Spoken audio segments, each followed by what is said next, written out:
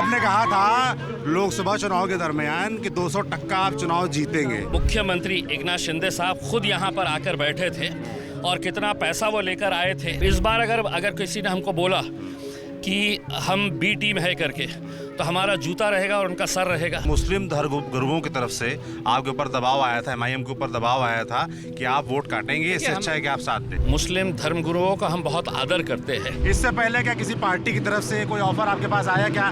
हमने महाविकास आघाड़ी को कहा था कि हम आना चाहते हैं। अखिलेश यादव को जानते हैं आप? किसी एक राज्य के मेरे ख्याल मुख्यमंत्री थे और कभी दोबारा होंगे नहीं होंगे पता नहीं।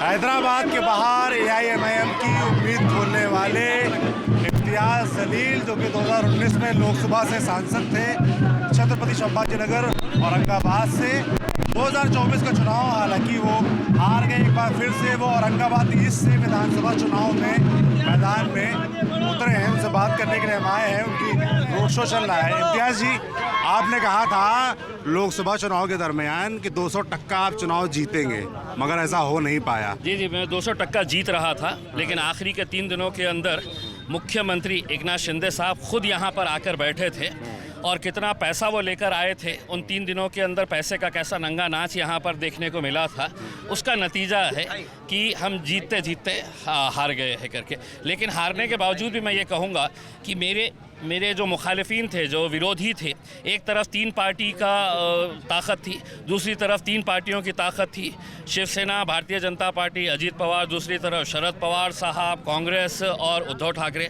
उसके बावजूद भी मैं तकरीबन 3.5 लाख वोट अकेले लड़कर लिया हूँ। तो इस हार में भी हमारी जीत है, क्योंकि हमने अकेले लड़के 3.5 लाख के करीब हमने वोट हासिल किए। आपकी हार के पीछे 2 मुख्य कारण जो आपने गिनाए वो तो है ही है, उसके अलावा वंचित बहुजन अघाड़ी और दूसरा जो महाविकास अघाड़ी के प्रत्याशी थे, वो 2 प्रमुख किरदार बताए जाते हैं।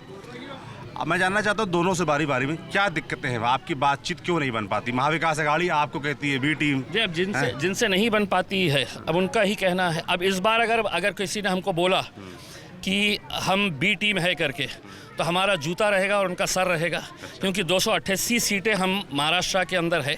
मजलिस इस बार कितने लड़ा रही है, तो महज 16 सीटें लड़ा रही है।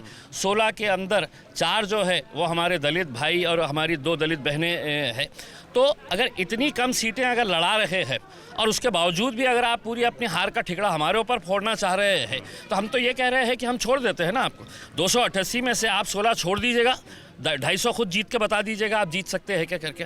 दरअसल ये लोग मौका ढूंढते हैं कि किसको हम बलि का बकरा बनाए हैं करके, हमारी हार का ठिकड़ा किसके ऊपर फोड़े करके, तो उन्हें हम नज़र आते हैं उसमें बड़ी आसानी के साथ उसमें। लेकिन देखिए, लोग बहुत आवाम बहुत होशियार हो गई है। तुम बार बार वही झूठ अगर बोलते फिरेंगे तो किसी को अब यकीन नहीं होता है। 16 MIM प्रत्याशियों की आपने बात की कि मात्र 16 पूरे प्रदेश में हमने उतारे, इसको लेकर बड़ी चर्चा हो रही है कि आखिर इसका कारण क्या है।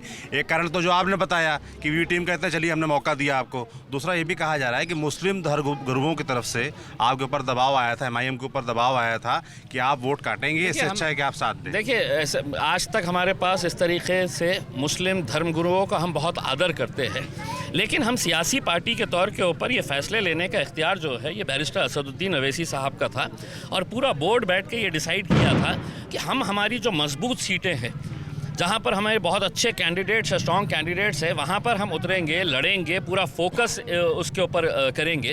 वरना आपको यहाँ पर ऐसे भी पॉलिटिकल पार्टीज़ मिलेंगे जो 288 सीटें लड़ा रहे हैं, लेकिन मैं आज आपको लिख कर देता हूँ कि एक भी सीट वो जीतेंगे नहीं उसमें। हमारी कम से कम आज के दिन है तो महाविकास आघाड़ी, महायुति दोनों को मालूम है कि MIM ने जो 16 सीटें उतारी है वो बहुत मजबूत है। वो दोनों को हम मुकाबला कर रहे हैं और 23 तारीख के दिन देखिएगा इंशाल्लाह कैसे नतीजा आएंगे। आपके रास्ते में एक मुश्किल और बताई जाती है, वंचित बहुजन अघाड़ी, प्रकाश अम्बेडकर, उनसे क्यों नहीं बात बन पाती आपकी? देखिए, वो उनसे जवाब लीजिएगा क्यों नहीं बन पाती है करके। उसके बाद है तो हम यकीनन आपको बताएंगे कि हमारी तरफ से तो पूरी कोशिश थी। 2019 के इलेक्शन के अंदर वंचित बहुजन आघाड़ी की वजह से हमारी जीत मुमकिन हुई थी। 2024 में वो अलग थे, उन्होंने भी इलेक्शन लड़ा, वो भी हारे, हम भी हारे करके। तो हमारी तो ख्वाहिश थी कि हम साथ में मिलकर लड़ना चाहिए। आपने लोकसभा चुनाव के पहले के इंटरव्यू में कहा था कि आपको सभी पार्टियों से ऑफर था, बीजेपी तक से ऑफर था। अब लोकसभा चुनाव हो गए, विधानसभा चुनाव चल रहे हैं, इससे पहले क्या किसी पार्टी की तरफ से कोई ऑफर आपके पास आया क्या कि विधानसभा चुनाव हमारे साथ लड़ो? नहीं, ऐसा कोई नहीं है। हमने महाविकास आघाड़ी को कहा था कि हम आना चाहते हैं ताकि हम एक मजबूत ताकत बनकर खड़े रह सकें और हम ये इलेक्शन लड़े करके, लेकिन क्या ऐसा ऑफ़र नहीं आया था। अब आप देखिएगा कि इलेक्शन के होने के बाद आप देखिएगा कि अब जिनके पीछे हम थे महाविकास आघाड़ी, उन्हें हमारी चौखट के ऊपर आना पड़ेगा। हमारी सीटें जब जीत कर आ जाएगी तो हम किंग मेकर का रोल अदा करेंगे। किंग मेकर का रोल। तो आप मतलब ये बात डिक्लेयर कर रहे हैं कि अगर ज़रूरत पड़ती है तो महाविकास आघाड़ी का समर्थन करेंगे? हमने पहले भी कर चुके हैं ये, लेकिन बशर्ते वो इज़्ज़त के साथ, सम्मान के साथ हमारे ओवैसी साहब से बात करना, तब जाकर, क्योंकि हमको महाराष्ट्र के अंदर दोबारा भारतीय जनता पार्टी, एकनाथ शिंदे और अजीत पवार की हुकूमत नहीं चाहिए। महाराष्ट्र की जनता को नहीं चाहिए। और कभी ऐसा वक्त आता है तो यकीनन हम अपने टर्म्स एंड कंडीशंस के हिसाब से उनसे चर्चा करेंगे, बात करेंगे उसमें। और हमारे टर्म्स एंड कंडीशंस क्या है? हमारे टर्म्स एंड कंडीशंस यही है, जो हमारी बस्तियां हैं, जो हमारे इलाके हैं, जिसमें तुम सिर्फ 5 साल के बाद एक मरतबा आते हैं, फिर आते हैं यहाँ पर आकर घूमते हैं, वादे करते हैं, कस्में देते हैं और निकल जाते हैं। फिर 5 साल इस कौम को, हमारे इलाकों को, हमारी बस्तियों को आप भूल जाते हैं। हमारे पर नाइंसाफ़ी होती है तो आप मुंह फेर लेते हैं। हमारे ऊपर जुल्म और ज़्यादती होती है तो आप उसके ऊपर आवाज़ नहीं उठाते हैं। तो हमारे कंडीशंस यही रहेंगे। हमसे उनसे कोई ताजमहल नहीं मांगने वाले। अखिलेश यादव को जानते हैं आप? जी, अखिल किसी एक राज्य के मेरे ख्याल मुख्यमंत्री थे और कभी दोबारा होंगे नहीं होंगे पता नहीं। समाजवादी पार्टी के नेता हैं, राष्ट्रीय अध्यक्ष हैं, औरंगाबाद भी आए थे।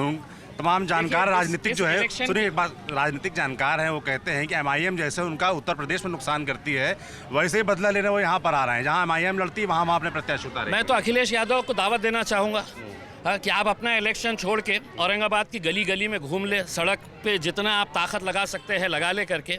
इस इलेक्शन के अंदर अगर मुसलमानों की सियासत और मुसलमानों की जो क़यादत थी, उसको ख़त्म करने का सबसे बड़ा ठेका अगर किसी ने लिया है, वो समाजवादी पार्टी ने लिया है।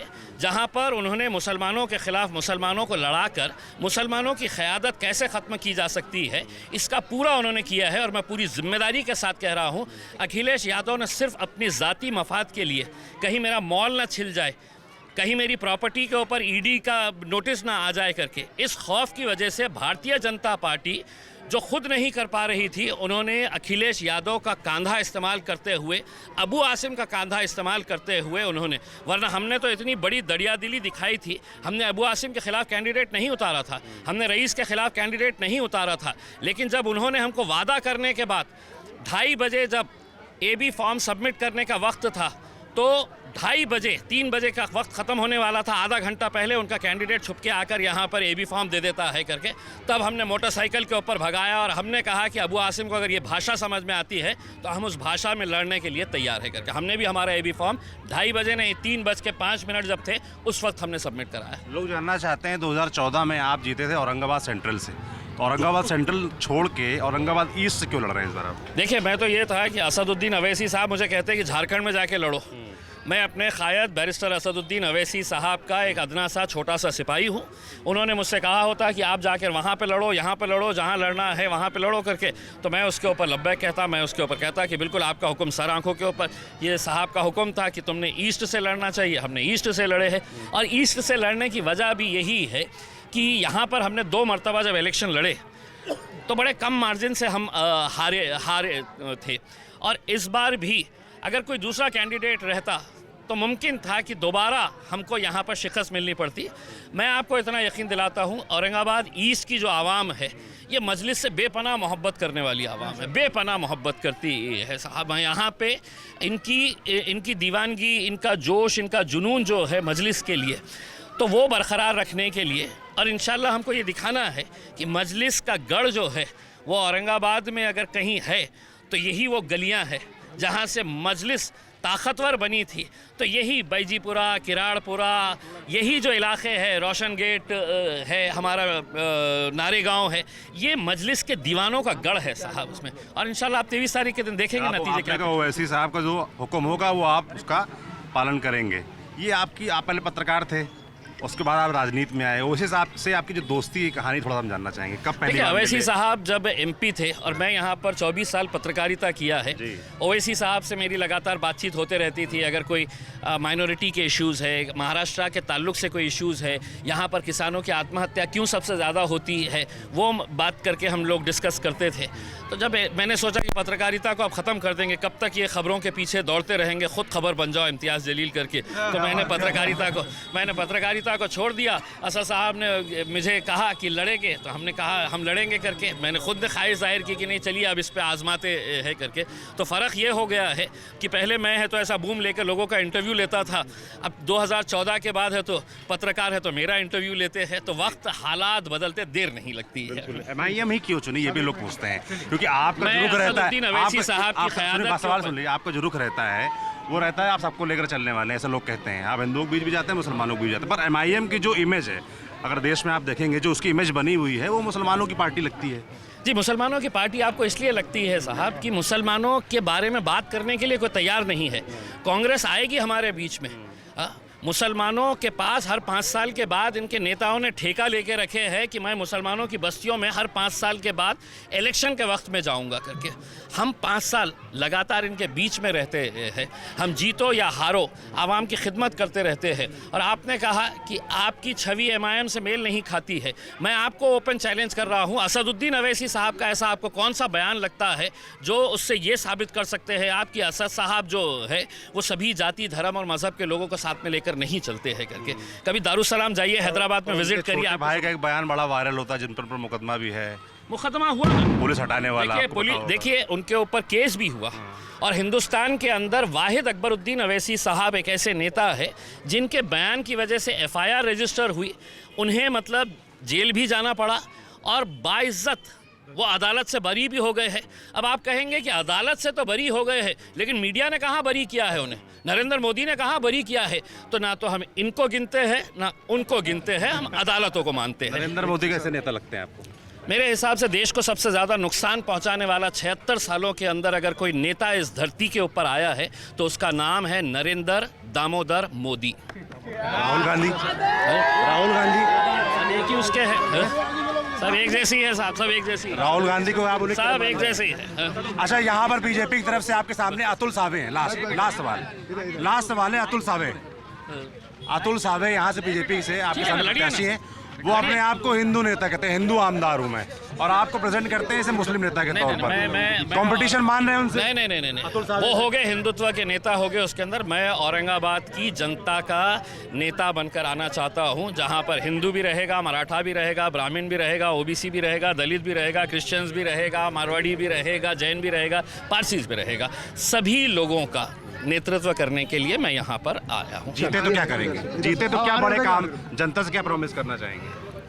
देखिए, हम झूठे खस्मे वादे नहीं करते हैं। जब भी इनको ज़रूरत रहेगी ये आवाज़ लगाएंगे और हम खड़े नज़र आएंगे। चलिए, बहुत धन्यवाद आपका।